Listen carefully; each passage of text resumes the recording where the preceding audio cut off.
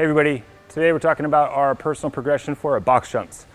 This is a great skill to work on that acceleration and also deceleration. So whenever we see a box jump show up in a workout, we don't always want to find ourselves scaling it to a step up, okay? The step up, essentially, if we're doing like a squat or something with it paired with a box jump, we're not intending to do a single leg squat every time during a workout.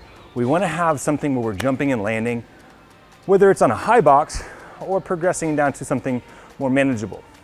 Now, big thing is we need to make sure that we're landing correctly and there's no pain. We don't want to have pain, especially if we have any knees or hip impacting injuries. If we do, stick around for the end of the video and we'll talk about some other modifications.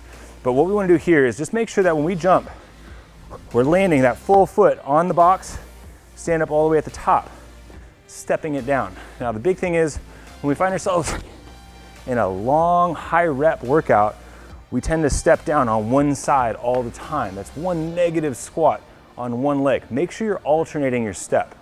Now if we're lacking the ability to get all the way up on the box, we can always go to a lower box, okay? Now if that lower box is still too high, I'd recommend going to a low box. And if this is still too high, we can always grab a bumper plate and just practice jumping and landing on it. Now with this, that jump and land is gonna allow me to control my impact, so it's not gonna be as aggressive on those joints. The other option is a toe tap. So kind of a running in place, so we can still practice that landing and stabilizing, but not using our whole body weight to land at one time.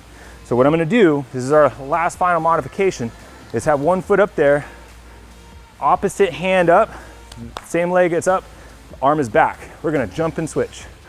Now we can use this as a modification with a bumper plate or a medicine ball.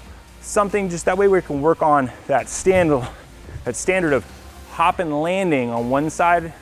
Just scale it. If there's 10 box jumps, we may be doing 14 or a little bit extra. So that way we can get a little bit better stimulus out of it and make sure that we're jumping, not always relying on a step up. Have fun.